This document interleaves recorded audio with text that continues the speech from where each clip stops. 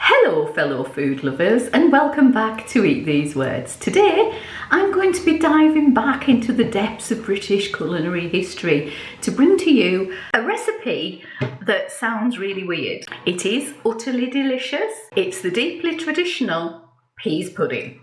This dish is often paired with something else that I've already done on this channel, Singing Hinnies. I'll link that up above for you. We're now going to explore the humble origins of peas pudding. And then, of course, I'll guide you through the making of it and what you need to do to actually make it in your own kitchen. So without no further ado, let's get into this. Pease pudding, sometimes called pease pottage, thought to refer to the pot it was cooked in. It has a history that stretches back centuries to medieval Britain, so long before refrigeration and fancy ingredients. It's a prime example of frugal, resourceful cooking that sustained peasant communities through the ages. Made primarily from dried split peas, water and salt, it was a cheap, nutritious and filling staple, especially in colder climates and during times when meat was scarce or expensive. It was often cooked slowly, sometimes for hours or even overnight over an open fire, and could be eaten hot, cold, or even reheated. While once a widespread dish across England, it became particularly associated with the North East, where it's still a beloved accompaniment to dishes like ham and, of course, the mighty Stottie, which I'll be showing you next week. The saying, peas porridge hot, peas porridge cold, peas porridge in the pot 9 days old, isn't just a nursery rhyme. It speaks to the enduring nature and versatility of this dish. It's a dish born out of necessity and perfected through generations of home cooks. So the beauty of peas pudding, much like the Stottie, is its simplicity and the few ingredients that it takes to make this nutritious meal. So we have onion, a staple all over the world, some yellow split peas, which were given to miners as part of payment by the Quakers in the North East. Stock or water. I like to use stock, but you can use water if you wish. It wouldn't have been stock back in the day unless they'd cooked some meat, and meat was expensive, so it would have been water. A few herbs if they had them, and some salt and pepper. That's it. Nothing else, unless it was on the pot for a few days and they might add whatever was left over from anything else. So the odd vegetable if they found it, the odd bit of bacon if they found it. You get the idea. 250 grams of yellow dried split peas. Pop them into a colander and put them under cold water to give them a good wash. You can soak these overnight if you wish, but you'll still need to give them a wash the next day.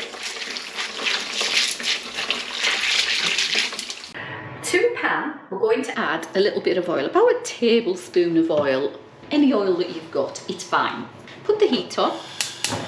I want a steady heat going here because we're going to saute our onions. So I've got one chopped onion here, as you can see, into the pan. Now we want to get these cooked, but not brown. If you don't like a lot of onion, then only use a little bit of it. And if you cut it up quite large, you can remove it later on and it won't have an issue. It won't be an issue basically. We want it to be translucent, which should take a couple of minutes, maybe 5 at most. If you want to use butter in this process, you can do, but remember to add a little bit of oil, because if you don't, the butter will burn. Once your onions start to become a little bit translucent, as they are doing here, it's time to add your peas. Your rinsed, come out, you devils. Your rinsed peas. So pop them in, 250 grams of peas gone in there. And we need to add our stock. So I've got 2 stock cubes in here, and we're going to put a litre into here, a litre of stock. There's half a litre. and another ½ litre, which makes it to 1 litre. We're going to bring this to a simmer with 1 bay leaf. That's going in just to give it a bit more oomph. Like everybody else, I'm never sure what a bay leaf brings, but it does something because you can always taste the difference. And we want it to stay at the simmer. Don't let it boil. If you let it boil, the chances of the outside of the pea cooking a lot faster than the inside is high. And then you end up with bits that are hard and bits that are soft, and you don't want that, not at all. And remember to give it the occasional stir. Oh, I almost forgot my time. I'm going to put in my thyme. There's like a small bunch there. I'm just going to drop it in as is, just to let it impart some flavour, and then remove it later. So this is what a simmer looks like. You can see the bubbles just breaking the surface every now and again, as opposed to a boil, which is a lot faster. Well, you will need to have your kettle on the boil just in case that your peas soak up all the fluid and they're still not cooked, which can happen. So yeah, get your kettle on the boil ready. So at the end of an hour of cooking, this is what you should have. Just pop that there. We're going to remove the bay leaf. It's done its job. Pop that there. And most of the liquid will have disappeared. You'll only have like a thick consistency left. We're going to adjust the seasonings to our taste. So that's salt and pepper to you and me. Personally, I think it's salty enough, so I'm going in with pepper. This is ground black pepper, for those who want to know. Plenty of it. And give it a good mix. And then we're going to taste it, see what it needs, or if it needs anything.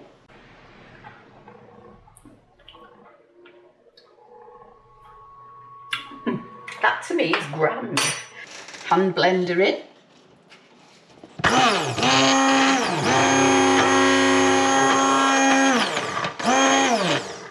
Now, as you can see from this does get really thick. As it cools down, it will naturally get thicker. Now, if you want to make this a bit more creamy, the addition of a knob of butter is always good, which is what I'm going to do. So that's about 7 grams of butter there going in. Pop that to one side, give it a mix.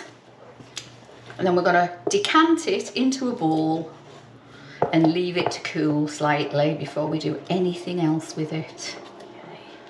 So I'll just do a little tidy up. Okay, so into my dish it goes. So spread it out, make it look good. Okay. For a final touch, I'm going to sprinkle a bit of sea salt just over the top.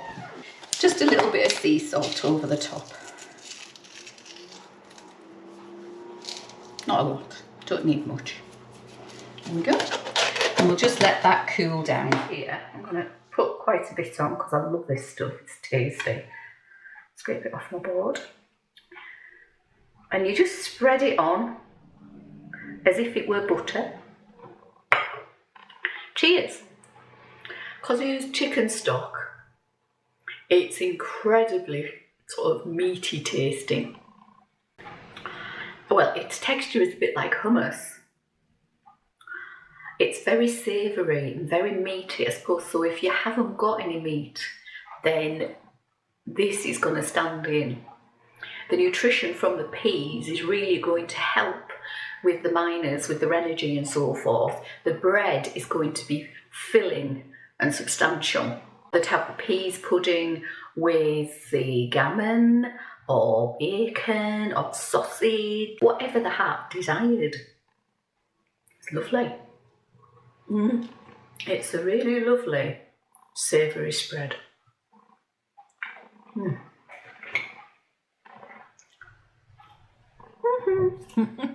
Pease Pease pudding might not be the prettiest dish, but it's a testament to how simple ingredients can create something truly special and enduring.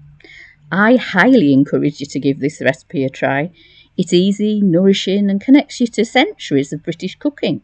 It will last in your fridge up to 5 days and can be frozen for up to 3 months.